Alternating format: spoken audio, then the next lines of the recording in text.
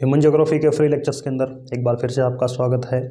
जनसंख्या वृद्धि का एक महत्वपूर्ण सिद्धांत जनांकीय संक्रमण सिद्धांत आज कवर करेंगे और इसके अंदर इसकी मुख्य संकल्पना, प्रमुख अवस्थाएं, उनकी विशेषताएं और क्या क्या इसकी आलोचना भी की जा सकती है, यह सब कवर करेंगे।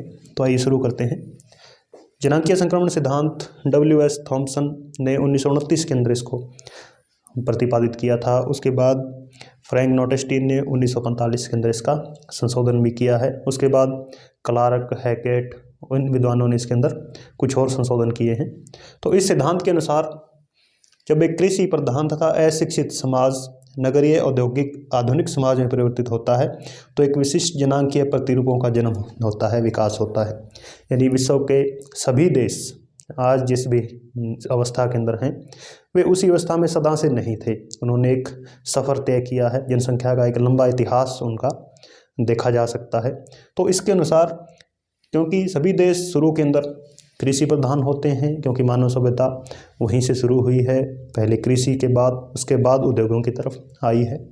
तो कृषि प्रधान जो समाज होते हैं वे ज़्यादातर अशिक्षित होते हैं। तो ये समाज जब इन अवस्थाओं के अंदर आते हैं, इन व्यवस्थाओं के अंदर जब इनका परिवर्तन होता है तो उनकी जो जनांकीय जो संरचना है वो भी बदल जाती है। वहाँ की जन्म दर, मृत्यु दर, प्रवास, इन सब के अंदर जो परिवर्तन आता है उस परिवर्तन का अध्ययन इस सिद्धांत के अंदर किया जाता है। और जो उच्च उर्वरता है यानी हाई फर्टिलिटी है और हाई मोर्टेलिटी है, इसका स्थान कौन लेता है? निम्न उर्वरता और निम्न मृत्युदर, यानी उच्च जन्म दर और उच्च मृत्यु दर कन्वर्ट हो जाती है किसके अंदर? निम्न मृत्यु दर और निम्न जन्म दर के अंदर। तो ये इसका जो मूल संकल्पना है।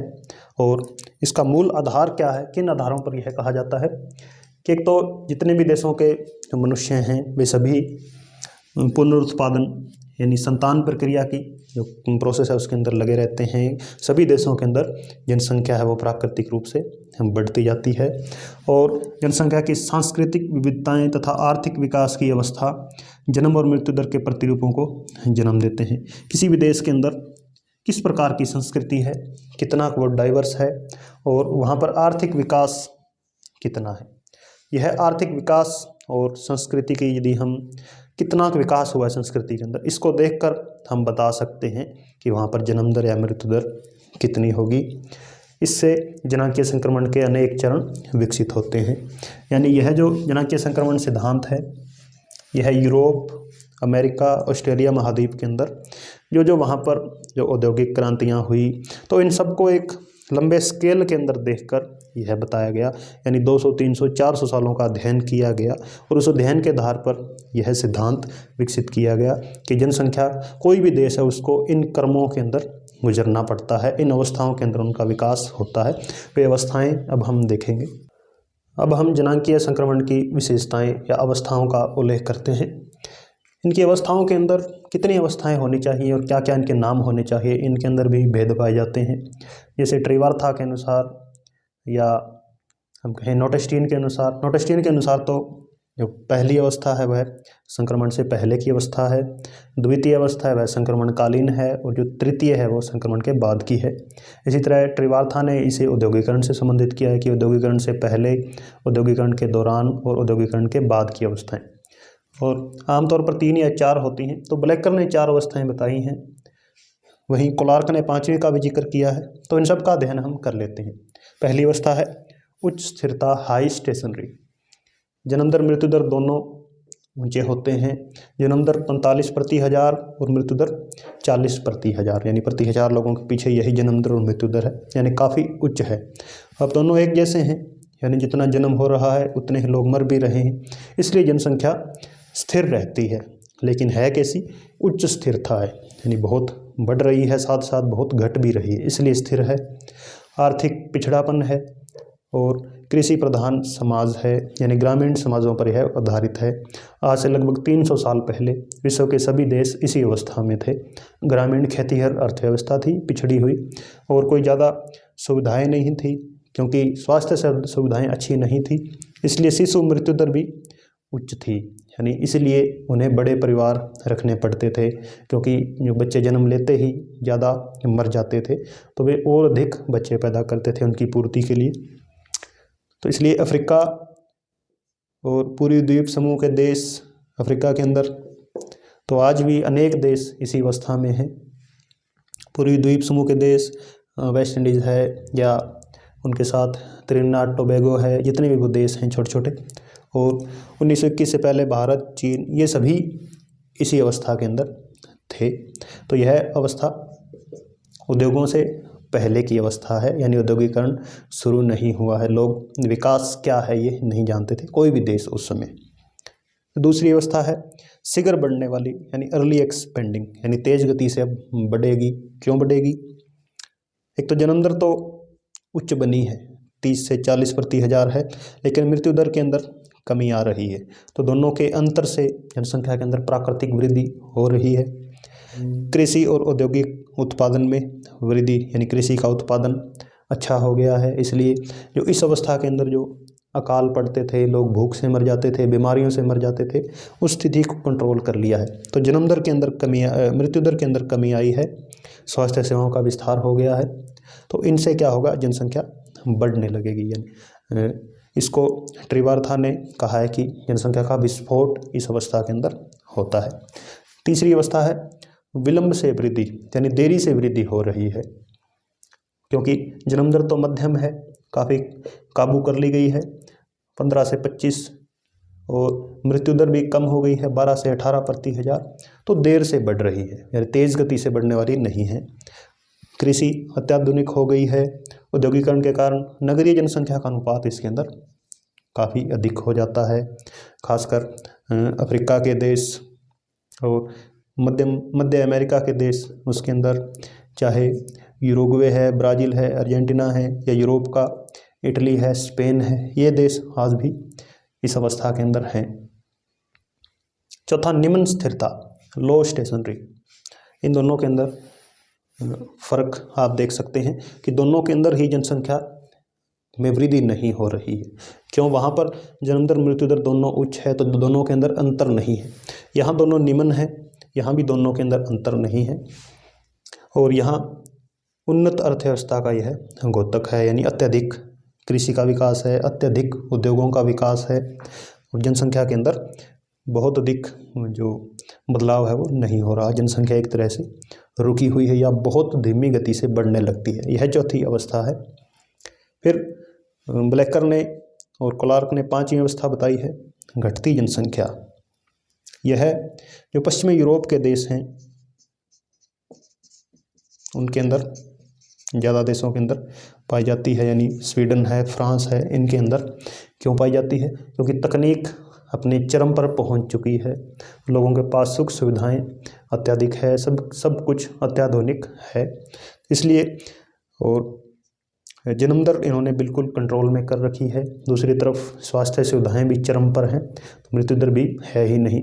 कुल मिलाकर जनसंख्या डिक्लाइन हो रही है, घट रही है। तो ये पांचों अवस्थाएं डेमोग्राफिक ट्रांजिशन थ्योरी की आप देख सकते हैं, और इनको देखकर हम यह भी पता लगा सकते हैं कि पूरे विश्व के अंदर कौन सा देश किस अवस्था के अंदर है। यदि कोई ग्रामीण समाज कृषि पर आधारित कोई देश है तो इसका मतलब है कि वो पहले या दूसरी कैटेगरी के अंदर होगा। वहीं अत्याधुनिक यदि आधुनिकता के अंदर आ चुका है तो वो तीसरी या चौथी स्टेज के अंदर जा पहुंचेगा। तो इसलिए हम एक अनुमान मोटा मोटा लगा सकते हैं किसी भी देश का किस अवस्था के अंदर कोई देश है। इसलिए इसको एक महत्वपूर्ण थ्योरी माना जाता है, डेमोग्राफिक ट्रांजिशन थ्योरी को। अब इसके अंदर कुछ और तथ्य हैं जो महत्वपूर्ण हैं हमारे लिए, वो भी हम जान लेते हैं।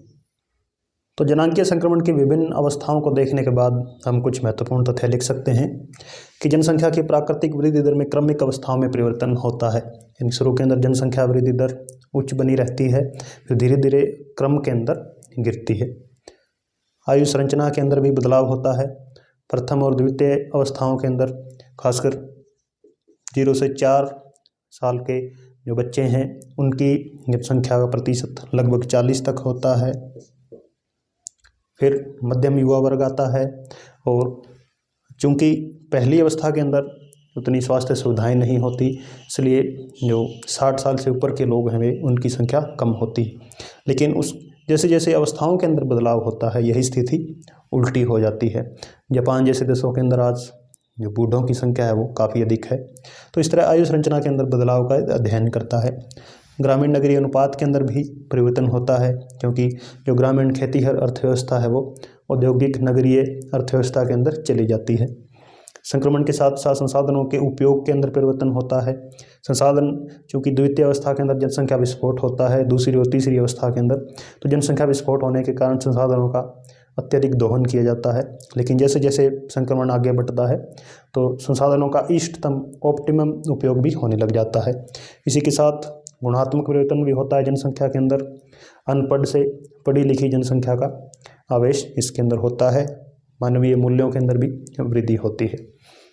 तो इसकी आलोचना की जाती रही है। एक तो इसकी अवस्थाएं क्रमिक नहीं हैं, क्योंकि यह सिद्धांत 19वीं सदी के अंदर यूरोपीय देशों को ध्यान में रखकर अपनाया गया था। विश्व के सभी देश एक जैसी संस्कृति के अंदर बदलाव नहीं ला सकते हैं, इसलिए यह जो अवस्थाएं हैं पांचों या चारों, ये क्रमिक नहीं हैं।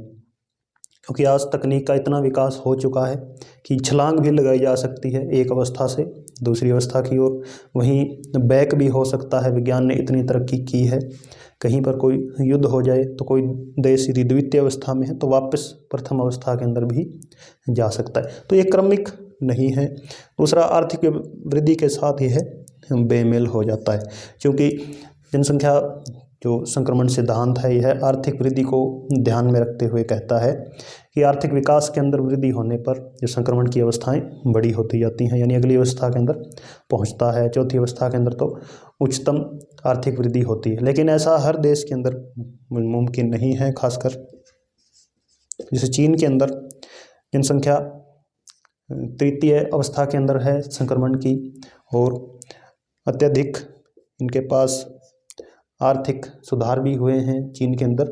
लेकिन जो संस्कृति है या इनकी नीतियां ऐसी है कि इन्होंने जनसंख्या को बढ़ने ही नहीं दिया है। हम दो हमारा एक की नीति चीन के अंदर लागू है। तो ये आर्थिक वृद्धि के साथ बेमेल नहीं। इसी तरह हम दूसरे देश, यदि जो तेल उत्पादक देश हैं, ईरान, इराक, सऊदी अरब, इनके अंदर ये देखें तो आर्थिक वृद्धि बहुत है, लेकिन धार्मिक कारणों से जनसंख्या वृद्धि वो भी बहुत है। तो ये उल्टा पुल्टा हो जाता है सिद्धांत, और सभी देशों पर समान रूप से लागू नहीं किया जा सकता, क्योंकि अनेक देश जो ऐसे हैं जहां पर जनसंख्या 1-2 करोड़ है औसत, लेकिन कुछ देश ऐसे भी हैं जहां 100 करोड़ से भी जनसंख्या अधिक है। तो जनसंख्या के अंदर अत्यधिक परिवर्तन है। छोटे देश अलग तरह से संक्रमण के अंदर व्यवहार करते हैं। बड़े देशों के अंदर उनकी सामाजिक आर्थिक प्रणाली सबको ध्यान में रखा जाता है, तो इसलिए सभी देशों पर लागू नहीं होती। निष्कर्ष के अंदर हम लिख सकते हैं कि एक महत्वपूर्ण सिद्धांत है किसी भी देश को, उसका एक तरह से यह भविष्यवाणी कर सकता है कि हाँ, आगे आने वाले जो समय है उसके अंदर आपकी जनसंख्या इस सिद्धांत के अंदर पहुंचेगी।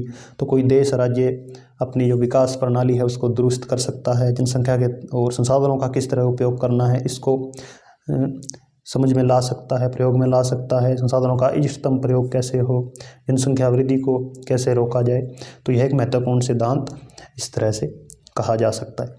तो जनसंख्या संक्रमण सिद्धांत के अंदर आज इतना ही। धन्यवाद।